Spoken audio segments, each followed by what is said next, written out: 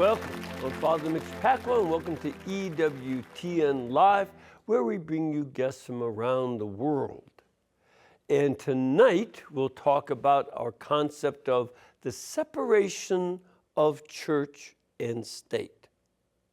Our guest says that there is no secular or neutral space in society from a Catholic perspective, and that our steady abandonment of Christianity in the social and political spheres of life is one of the reasons we're seeing an increase around the world, including here, in totalitarian attitudes in our politics today. Now, before we get to that discussion, we want to talk briefly with EWTN's Peter Gagnon about some new and exciting things that you can expect from EWTN programming. Peter, what have you got for us? Well, in September, we're going to be debuting some new series. We usually change up our grids twice a year, September and March. So the first new series that we have is one actually that I think you would like. It's a series called Stones and Pearls, and it's the Rosary in the Holy Land. But it's they go to the sites throughout the Holy Land. It's beautiful footage. It was done in conjunction with our German, actually, office. And Paul Badi takes you to the different locations of the different mysteries of the Rosary. So it's a beautiful location, lots of great reflections. And then, so those who watch and pray with your Holy Land Rosary that we still air every day can get more insights on the Holy Land from this new series. Und ist es auf Deutsch oder auf Englisch? English. English. There is a German version as well. The second one is, it's our series. We've actually created several mini-series, The Philosopher's Bench with Dr. Peter Kraft. And we're actually going to be giving that a regular series slot because we're going to be shooting, in fact, next week, we're going to be shooting new episodes with him on location at Boston College. So. Nice.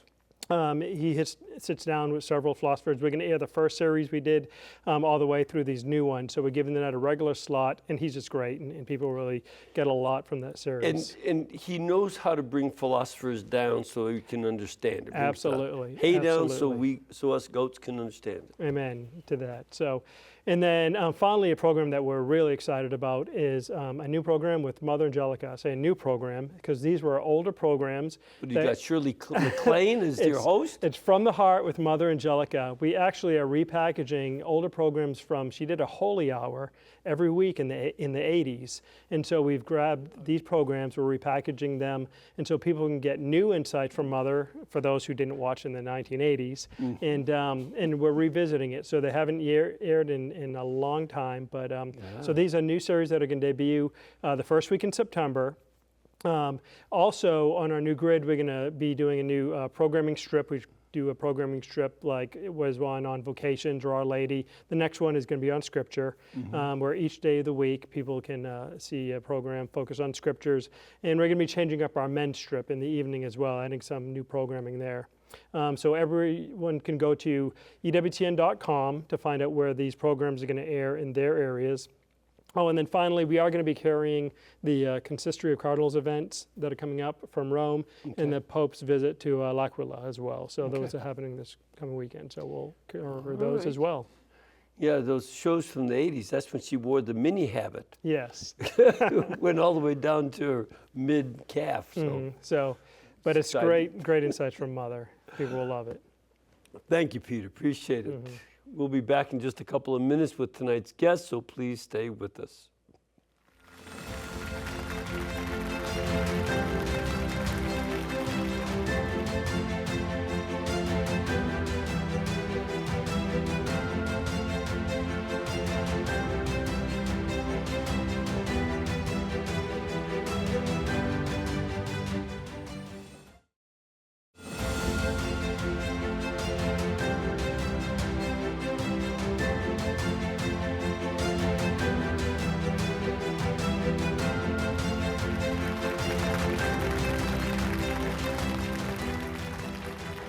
Thank you and welcome back.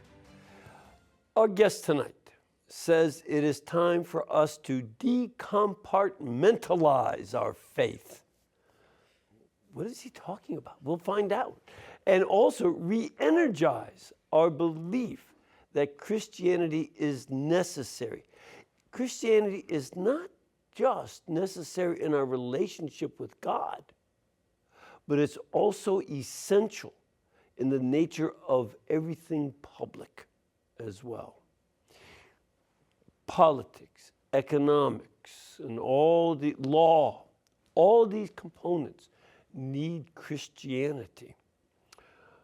Our guest says that the church moves through history as a full participant because we are born into this world. We're social beings.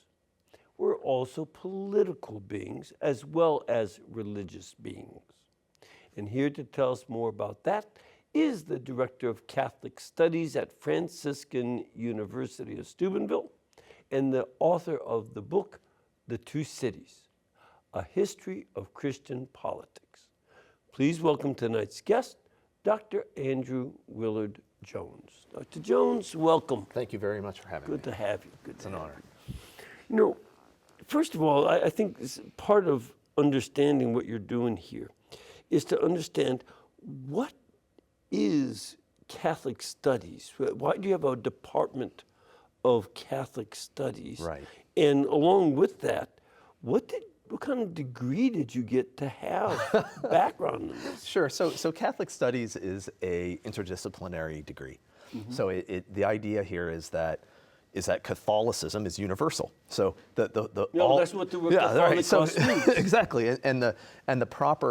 One of the proper acts of Catholicism is to synthesize different fields of faith or fields of knowledge, synthesize them in the faith to project them onto the truth or align them to the truth. So what can we learn from English? What can we learn from the sciences? What can we learn from psychology?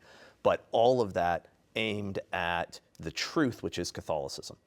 And in fact, in some of these areas, like European history and European literature, it's hard to understand if you don't have background in Catholicism. How can you read Shakespeare without understanding Catholicism and the Bible? That's right. Yeah, you really can't. And there's also, it's not only to read texts that are Christian, even if we don't necessarily recognize them as being Christian, but it's also to read texts maybe that are written by non-Christians as Christians, read them as Christians. So what we see in the non-Christian is his grasping after God. Mm-hmm. What we see is him, the sort of pathos of sin or of the fall in him. Mm-hmm. And so when we analyze the text, we talk about it in that way, with our Catholicism being the lens through which we see all the fields of study. And a good example of that for those who went to Catholic schools before the 1968 or 70 is, it would be typical not only to learn Latin, but to read various Latin writings that have nothing to do with Christianity. Right.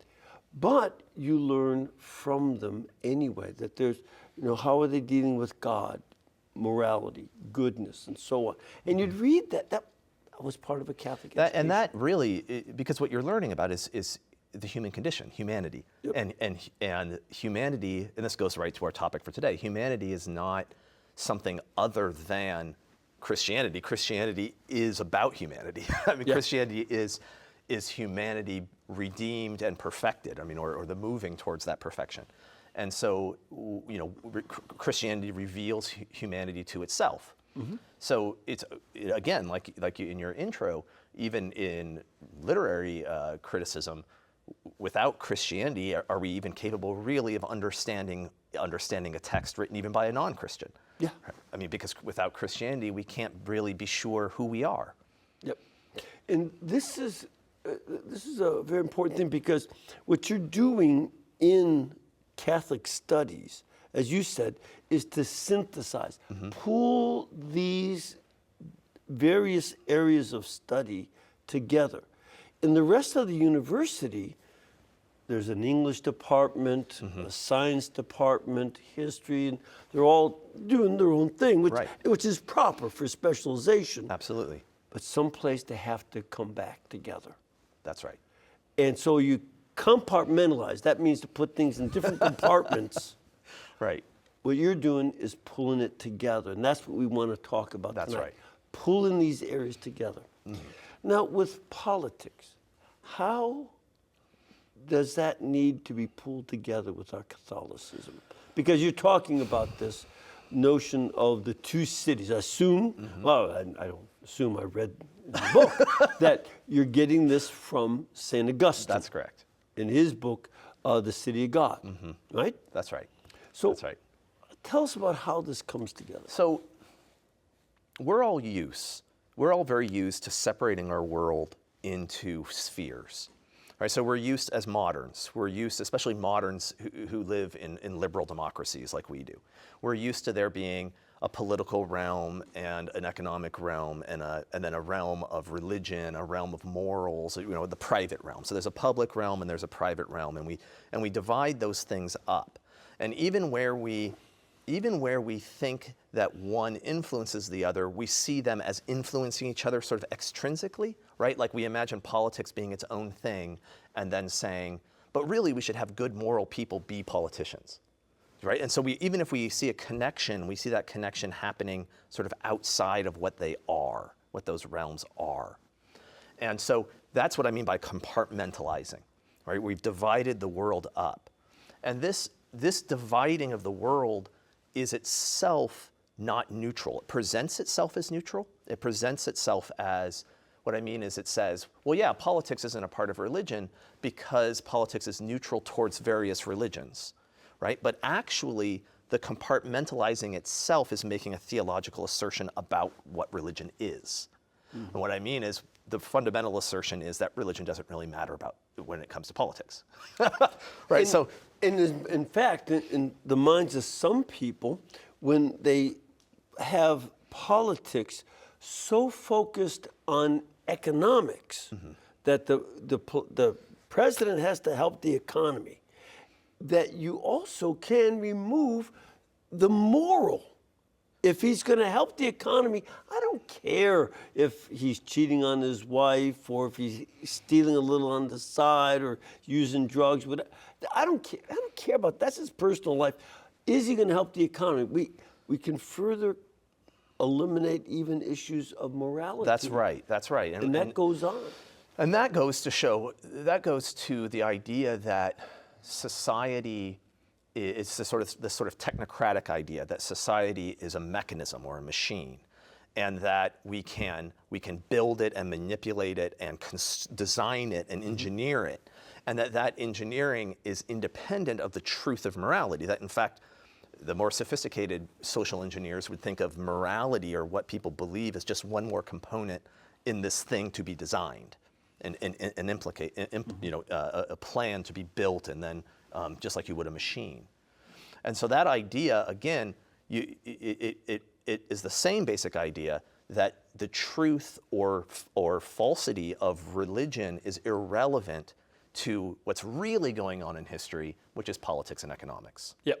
Right? Yep. So we can talk about religious history if we want, but it's just like talking about maybe literary history or the history of the theater or something. It's an interesting diversion, but the real stuff is politics. In economics. In economics. And That's see, right. and that was to say that is to say, well, I guess Karl Marx was right, not Groucho. Karl Marx was right. Right. That it's all about economics, and it's all that matters. That's right. And we're saying no. That's in fact maybe Uncle Karl Marx. Your enterprise collapsed. The communist economic system collapsed because you didn't integrate beautiful art, great literature, morality, and religion. Right. They saw religion as the enemy. And this is true for many of our politicians in this country today. Religion is the enemy. And it's just economics and politics and saving the earth. Yeah, I think what we see a lot in contemporary politics is that if religion has political power, then people view it no longer properly as religion, right? So now it's a perversion of religion. It's some sort of nationalism or some sort of political Catholicism or political Christian. Because religion. by rights ought to be meaningless. So once it becomes socially significant, now people want to view it as a political thing and then go after it politically. That happened just last week when Atlantic Monthly published That's an right. article saying that traditional Catholics have weaponized the rosary. That's right. That's a perfect example. Yeah, That's a totally this perfect is example. not some vague theory. This is published by people on the left. And frankly, I sort of like the idea of Yeah, them right. being scared of the rosary. Maybe it's more powerful than they first thought. No, that's and now right. they're scared. But this is what you're seeing there is that liberal, and I mean liberal in the philosophical sense, not necessarily in the partisan sense. Yeah. That liberal move that Christianity has to be kept in a little box. Yes. And that little box is the box of the private, where the rest of the world can be indifferent to what's going on in that private realm. Yeah. And as soon as you're not indifferent to it, now it's a political threat. And so now the liberal regime will turn on it, right? And justify it as saying it's not really religion. We have religious liberty, but part of what that means is that your religion doesn't affect the political sphere. And one of the ironies of our culture is that there's a huge industry, and this is something that permeates throughout advertising, where your own bodily private parts are put into the public. How many people are displaying themselves nakedly? And how much industry is there, and billions of dollars in having naked bodies, but your religion, you better cover up. That's right, right, because That's a switch in our definitely, culture. most definitely, and it even is. It's a very appropriate analogy because the switch is really profound because it's like you should be embarrassed of your religion. But Right? not You know, embarrassed you of your ought- body. Exactly. But we would have said in the past that you would sort of inverted that shame dynamic, Yep. right? And so now the thing you should be ashamed of are things like your religion. But I mean, the sort of deeper point here is that we're playing with words, and that can confuse us because what we're not seeing, what the words make it difficult for us to see, is the regime that's driving Christianity out is itself religious, right? I mean, that there is its claim to neutrality is disingenuous, right? That's not true. So it itself has convictions about right and wrong. It has some version of justice that it's trying to advance. It has even I think notions of divinity are present there. They're just not transcendent. It's almost a return to a pagan sort of divinity where there are powers and forces in the world. But see, that language is entering our public discourse. He's one of the gods of baseball. He's one of the football gods. Right. She's a goddess on stage. And they use that god and goddess language, in talking about sports heroes, but not about God. That's right. Yeah, that is correct. They do. And we also don't use God, the word God, about things that maybe we ought to. So what I mean is things like, for example, the way people treat the economy, right? So we tend to treat the economy as something that's alive, that has a will, right? And if we treat it right, we'll be rewarded by it. If we treat it wrong, we'll be punished by it. And there's these experts, the economists and the politicians, who know the will of the God, the economy. And if we do what they say, then we'll be rewarded. And if we don't do what they say, we'll be punished. And this is a return to the dynamic of pagan gods and their priests and their kings. This also is something that we saw going on in the COVID epidemic. Absolutely right. Yeah. That science says. Science becomes a god. That's right. And all you had to do is say, the science says, we're with the science. And it was an absolute thing. Instead of saying, well, this scientist is doing research, and then this one over here has contradicted, that's real science. That's right. When you compare, these scientists are looking at data, they're coming up with different results or similar results. You compare it, but if there were scientists who disagreed with the chosen gods of science, then you got canceled as yes. thoroughly as happened during the Spanish Inquisition. It was heresy. So, and this is or blasphemy even. I mean, this is the same dynamic that I'm talking about, that the gods, and this is something that people I think don't realize about paganism, is that the gods are often cynical. What I mean is that they're tools of human power. I've mentioned this on programs many times. Okay, so that you've got to study the Greek mythologies to see these nasty characters that were the ancient gods. that's right, and they're being used by kings who present themselves as the mediator between God and man, the gods and men. So the gods are terrifying, the gods are hard to understand, the gods' will is inconsistent and arbitrary, but I understand the God. I know his will. And if you do these things, which always ends up empowering me, then we can placate the God. And this is exactly the kind of thing you're talking about with science.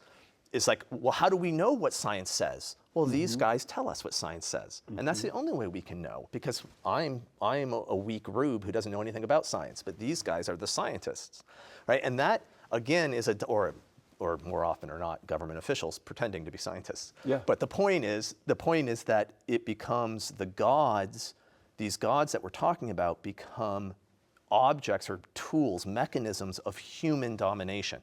So again, we're getting back to this idea that religion and politics are not separable, right? That the way in which human beings build, and this historically this is the case, the way in which human beings build tyrannical regimes involves the creation of gods that instill fear in people. Yep. Right? This has been done historically. This is what the communists did with history or with the party, right? That they become forces in history that can crush you, and your only safety is that this mediator, the party, stands in for you, right? The one thing that's interesting, though, when you study the ancient literature, I do a lot of that. As far as I'm concerned, modernity starts somewhere around 200 A.D. This is the beginning of the, once the Antonines are emperors are I gone. think it starts around 1280 AD. Oh, no, that's, But anyway, we could have that yeah, argument. we'll argue another time. But one of the things about the ancient literature is that you also see that those same kings that act as if I can interpret the gods don't like them ultimately and undo them. So, you have this in a number of, the Odyssey in some ways is about that. That's right, yeah. And you also see this in the Oedipus, that you can't fool the gods. And if you try to be arrogant, they'll get you. And we see in our own times that the so-called science gods, now the CDC said, well, we got a lot of stuff wrong. We messed up. And furthermore, we have to redo the CDC. So it's the same kind of hubris that leads to the undoing. Twitter is being exposed for all of its cancellation of people. It's being exposed as kind of hollow. It also is a story of the gods getting back at you just when you think you're in control. That's right, and that again. So there's the literary expression of that, but there's also what do I want to say, like sociological reality that we can analyze that and understand that. That in order to build centralized tyrannical regimes, you have to build mechanisms of fear, right? Yeah. That's how you get people to obey. So people are afraid. But instilling fear is to create a force that you then don't totally control anymore, right? So now, in order to build the mechanism that allows you to control it, is also to build something that you begin to lose control of, right? And I think that that mythology and that literature of the gods is explaining that, because the gods are false, right? Like the gods ultimately aren't real. Yep. I mean, their power is not, the power is not necessarily fake, because the power can be the power of the society that worships those gods and gives punishments and rewards according to whether or not you placate the god right. But the point is that the god itself, which is ultimately human power, that it becomes unpredictable. And it actually can even make demands on the people trying to use that god for power, including things like they themselves have to worship that god, right? And they come to worship that god. And so it becomes unclear who's in charge of who. In a Christian view of this, because this is one of the things we always want to bring, we want to bring our Christian understanding. And for me, the key to that would be in Revelation chapter 12, where Satan fights against St. Michael and he's defeated. And what is stated? Now has the accuser of our brethren fallen. That dynamic that they try, the behind the gods is this satanic causing of fear. Behind them is this constant accusation that you're always bad. And we can see that it's not, these gods are fake, but it's a satanic quality that constantly accuses to keep control. That's right. And Christ and his angels bring that down. And we have to have a sense as Christians that we are going to be on this other side. That's that right. That we put all of that in view. Yeah, Christianity is radically different than this pagan world that we're talking about. And this is the thing that we often as Christians forget, because we use words like gods, and so we think their gods are just like little versions of the Lord God. Yeah. But they're not. It's a different thing. And one of the, there's a couple points here that are crucial. One is that the Lord God is transcendent, right? So the Lord God's, what human beings do is always a participation in the truth, but never owns the truth, okay? So what I mean is our laws are always provisional, or our structures of power are always attempts at achieving some end that we know ultimately transcends our time and place, which is the final We're end. doing the best we can to get as good as we can. So there's a to be like humility God. in it. Yes. There's always a humility in Christian politics. But then the other thing about it is that because of the resurrection, just to make this very simple, the hold of fear is broken. Yes. So if you live in a world where death reigns, so the resurrection hasn't occurred, and that promise that all Christians don't hold to that promise of the resurrection, then death is the scariest thing. Right. And if the killing of the body is the ultimate point, I mean, the thing that all desires and aversions reduce to not dying, if that's the case, then the totalitarian sort of pagan regimes can master you. Absolutely. I mean, then you are the slave that they get to dominate. Yep. And Christianity then, by breaking that, by saying death is not the end, death of the body, we pass through that. Death is God's enemy, not his friend. And if I'm with God, it's my enemy too. On the side of the other folks, the death is an ally, either to cause fear or to eliminate opposition. That's right. Yep. But we say, no, death is our enemy, and Christ conquered it, and we are with him. That's right. Ultimately, so even our death is a victory. And that changes everything. That's actually a politically radical move, because with the fear of death moved into a secondary position. So it's not that we're not scared of dying. I mean, of course we are, right? But it's not the ultimate fear, right? It's reduced. And because of that, it makes space for human order that is not ordered by fear, right? That can be ordered by love, for example. And this is a radical breaking in of an alternative politics that occurs with the advent of Christianity. but it is just as total. And what I mean is that the effects of that theological event, that supernatural event, are as totalizing over the whole political and economic realm as the pagan world was both a religious and a political and economic world. Yeah. Right? It is as unified. Yeah. It's just different.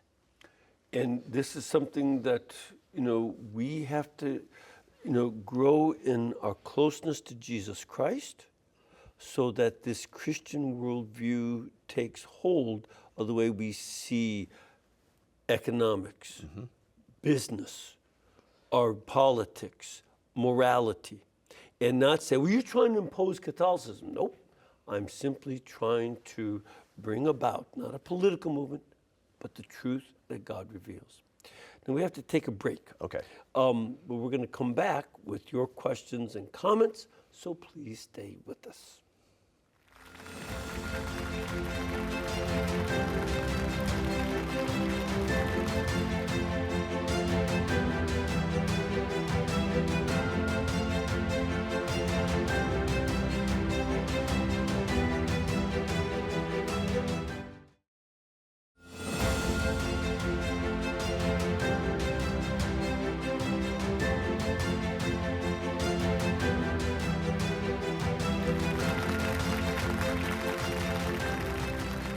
All right, welcome back. Before we get to questions and other comments, I just want to mention something that was sad last week. A good friend of mine, and of course a great friend for all of us here at the network, was Sister Antoinette. Sister Antoinette belonged to the convent here. She came originally from the Northeast, but she also worked at the New Orleans Symphony Orchestra, where she played the violin. And then she entered the convent here, and you can see a picture of her and Mother Angelica. And Sister Antoinette used to play the violin at Mass very frequently. But something that she and I did together was play the music in the Holy Land Rosary. Now, we mentioned it earlier today. Holy Land Rosary is shown every day and has been since 1993. It's been getting a long time. But she did she played the violin, and you can hear the mandolin in there. I'm playing that. So let's take a quick look at that, so just to remind you.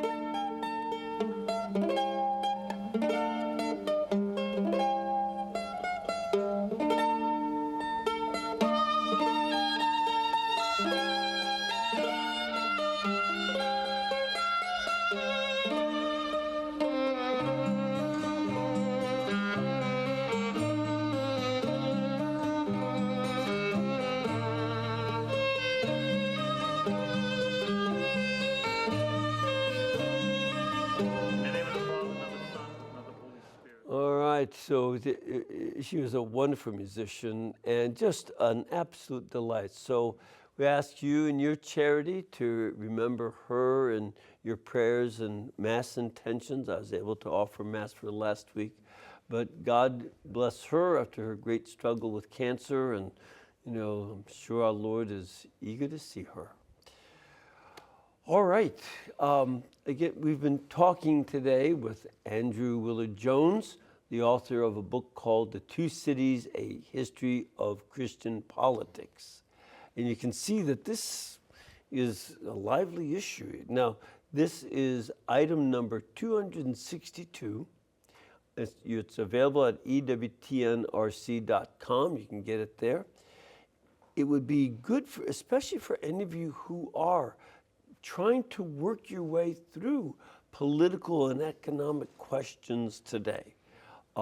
It'd be very, very useful to get much wider perspective than we could even begin to scratch the surface today. So it's a great book. You ready for some questions? Sure. Let's do it. Start off with this gentleman here. Sir, where are you from? I'm from Bowie, Maryland. Good to have you. Welcome. And what can we do for you today? Appreciate your discussion today about how Christianity moves away from a politics of fear towards a politics of love. I was wondering if you could flesh that out a little bit more about what that means, and beyond just bringing a good morality, right? Because you talked about the neutrality of the state, critiquing that. So if you could get into that and flesh it out for the common average Joe, what does it mean to bring love from a Christian sense of love into politics? Thank you. Okay. So I think the way I'd want to begin there is actually to talk maybe about the Roman Empire, the conversion of the Roman Empire. Okay. All right? Because I actually think this is a historical example that's appropriate given our time and place. But so love, a politics of love. What I want to get there is love is an interesting dynamic, right? Because love makes you vulnerable. What I mean is that when you love somebody, you acknowledge and you actually sort of grant them the power to hurt you, right? So you love them and there's a vulnerability in that love, and there's a trust and a hope that is there. And that's, in a lot of ways, the essence or at least a decisive aspect of what it means to love in a Christian manner, is to love without the expectation of some return, right? In fact, what you may get back is pain, conceivably. All right, so that love, so if you can project your mind back into the Roman Empire that is dominated by fear and by power and by domination, just the power of force. And then you have these communities of people that are ordering themselves according to love. So what I mean, like the early Christians are ordering themselves according to serving each other, serving weakness, not attempting to protect themselves from the pain that others might try to cause, but opening themselves to the possibility in service to their community. And that pain include not only serving and giving of themselves, but perhaps dying because of it. That's where this goes, is that is already an ordering towards martyrdom. So, right? So what I'm saying is that you're already accepting that avoiding pain, earthly pain, is not the objective of life. And so when the state says we're going to kill you if you don't do these things, right? Then the martyrs are able, from the same position that their communities are based on, that same understanding of love and service is the same thing that enables them to face the lions, right? Because they've already made that move. They've already stopped living a life that's focused on avoiding death, right? And so my point there is that is what attracts the Romans to the early Christians, is it's not only the pagan Romans, it's not only their communities, it's not merely their martyrdoms, it's not merely their communities, it's exactly that their martyrdom and their communities are the same thing, right? The same dynamic is what makes both of them possible. Yeah. And so because of that, then, that reality that the pagans are observing presents them with a credible alternative to paganism. Yes. Right, to the pagan totalitarian state. It's like, look, these people are claiming to live lives of peace, and they are, right? Like, they seem peaceful, they seem happy. And then they're not even scared of the ultimate power of the emperor, the ability to kill us. That doesn't even disrupt their peace and their happiness, right? So this presents a real alternative of social order that's not based on top-down power. Mm-hmm. So the reason why I bring that up is because the question, what does it look like? Well, what it looks like, one of the fundamental aspects of what a politics of love looks like is that it's a political regime that does not seek to dominate and control all the pieces, but that has an openness to it. And that openness is a place that allows for human flourishing within human communities of charity. Yep. All right. So what I mean is it allows for diversity of communities. It allows for what we would think of as like freedom.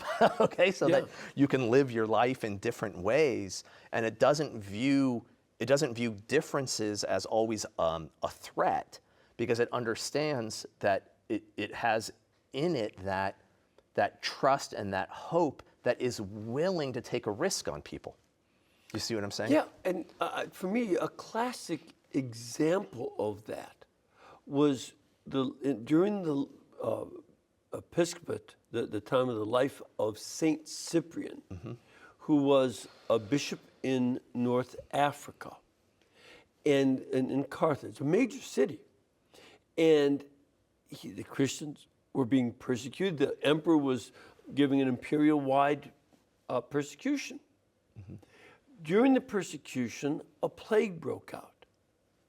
And Cyprian and his Christians came up with a brand new concept, the hospital.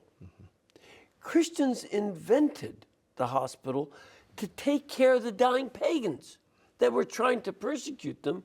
And they also knew that when the plague was over, they'd go back to persecuting. But they did it anyway. Right. And that would be a great example that, you know, the Christians show love to the persecutors because it's what Christ expects of us. And the thing that's amazing about this is that the Romans convert, right? So very often we tell this story as if the Christians are outsiders or coming from outside, like there's the Romans and then the Christians. But the real history is that the Romans are the Christians. I mean, the Romans are converting to Christianity, and Christianity is a Roman phenomenon. I mean, as it becomes a world historical movement, it is as a Roman phenomenon. And so it's Romans who are Christians, and it's pagan Romans who are converting, and pagan Romans who are persecuting them. And the reason they're converting is because what the Christians are offering is demonstrably superior to what they're living. Yeah. Right? That's the reason why the Christians ultimately win. And one of the demonstrations of that is the willingness to suffer even at the hands of the emperor. So in our own world, like people say, well, what are we supposed to do? How are we supposed to act? And if your mind goes directly always to the highest levels of politics and trying to gain control of power and then using that power, and then you're, in a lot of ways, you're thinking like the way they do, right? Like you're thinking like the way the opponent does. And that the inversion that Christianity offers is that, no, we can start here and start building a social order that is built on different premises, and the people who are subject to the tyrannical regime will see it. When we look back in history at various Catholic leaders, especially clerical leaders, you know, bishops and priests, cardinals, who did try to get that power. A classic example would be Cardinal Richelieu in France. He was much more a politician than a priest of God. And he has little influence on us. He's not the kind of character. The ones who try to get that power as the secular-minded and pagan-minded directed end up becoming people of little consequence. We don't look back to Julius II as any kind of a hero for trying to fight wars and wearing armor and going off to battle. But we do look to Pius V as an ongoing hero who still affects our faith by the way he promotes the rosary to pray in dangerous times. Or someone like St. Louis IX in France, who is the most powerful king in Europe at the time, but does not use that power in order to try to build a structure of power for himself, but instead uses it in charity to try to create a society of peace and justice. Yes. Right? And so there you can start to see, well, what does a Christian politics look like? It's like, well, it looks like human power always being used for the people over whom it's wielded and never for the one who wields it. Yes. Right? My power is for those who are weaker than me, not for myself. And if you can imagine, you don't have to imagine a world without power. You imagine a world where power is always ordered in that way, and you're beginning to imagine what Christian power looks like. But see, that's spoken like a father of 9. Right. That, you know, which you are. Yeah. And that you earn money not so that your kids will worship you, but you earn money and get things and run your family so they become good Christians. Right. That's the goal. And this is what, and too many Catholics have sent their children to Catholic school, not because they wanted to imbibe the faith, but because it's a better education, they can get into a better college. Yeah, I mean, This very is often the family is the place where we can go to for examples, because it's something we're all familiar with, and that it's like almost universally a vestige of what we think ought to be a loving society. Yes. Right? Everybody thinks that. And so we believe a loving society is possible, at least there. Right? It seems like everybody believes that. And what does it look like? And it looks like, not everybody, but most people do. And that it looks like what you're talking about, parental, like the use of parental power for the children, which it doesn't mean doing whatever the children want. No. It very often means causing the children discomfort, and they're upset with you, right? Because you're using your power, including your intellectual power and your own virtue, for their good, even if they don't know it. Yep. And so Christian power, political power, would take on that sort of a model. And that is radically different than what we would talk about as a tyrannical form of power, which would be power for the good of the one who wields it, used for the good of the one who has it, which we would all recognize as being an abusive father, say. Yep. Right? And there's no doubt that that's abuse. Yep. Exactly. Let's take another question. You have a question or comment? I do.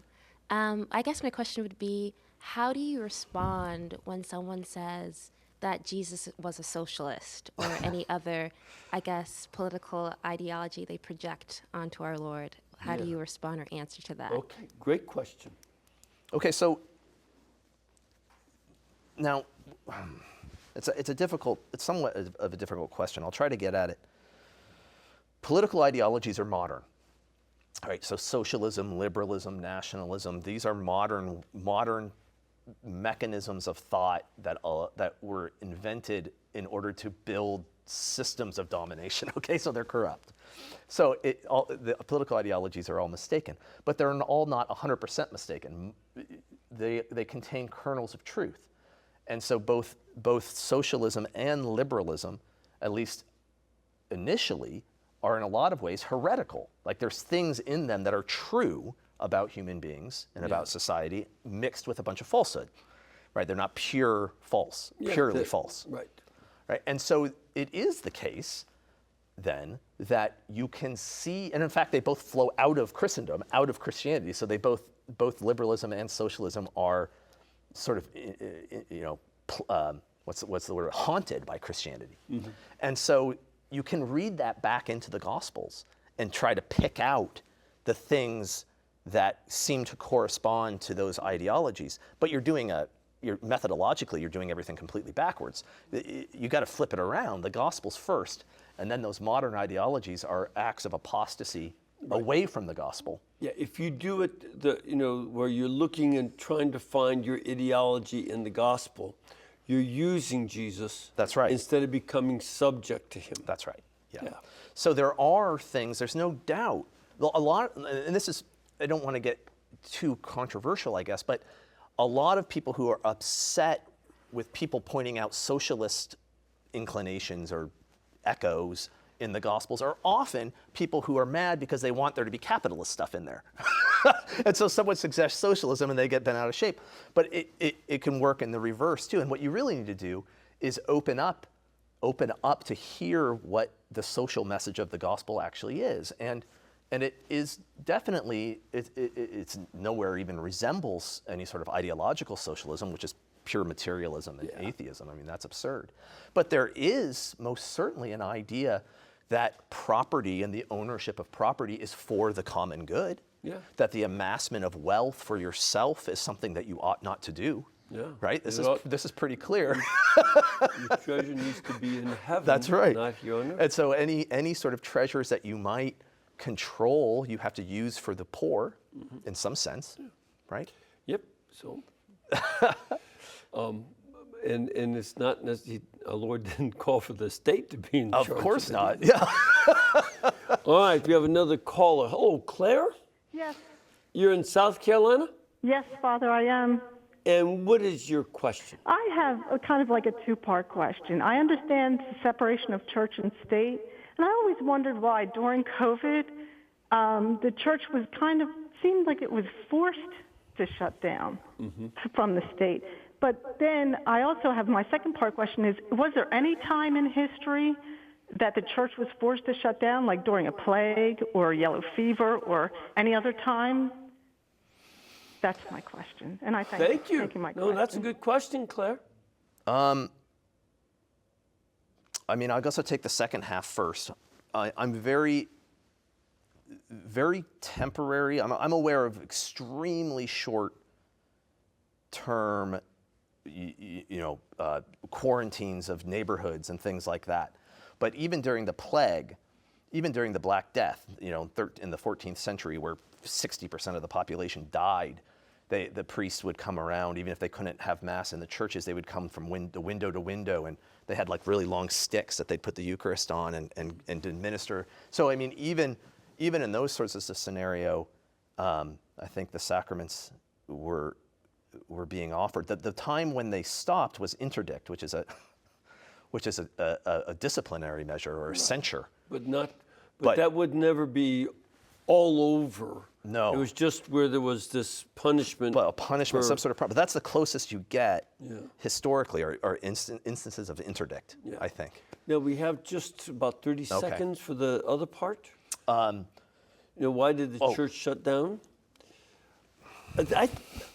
Frankly, they were afraid of people dying.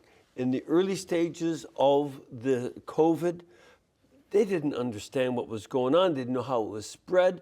And we were getting contradictory advice from the government. We were told, don't wear masks, got to wear masks. And it went back and forth.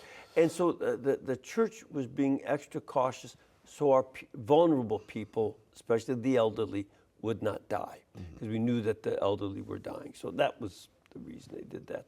But could have rethought some of it. Again, the book that we're discussing is called The Two Cities, A History of Christian Politics by Andrew Willard Jones. You can get this at ewtnrc.com, where it is item 262. And thank you for being with us. Appreciate it, Dr. Jones. And may the Lord bless all of you, the Father, the Son, and the Holy Spirit. We can bring you Dr. Jones and all of the other guests that we have in these new programs that are coming up only because this network is brought to you by you. We don't have advertising. So we ask you like Mother used to do. Please keep us in between your gas bill, your electric bill, and your cable bill, and we'll be able to pay our bills too. God bless you and thank you.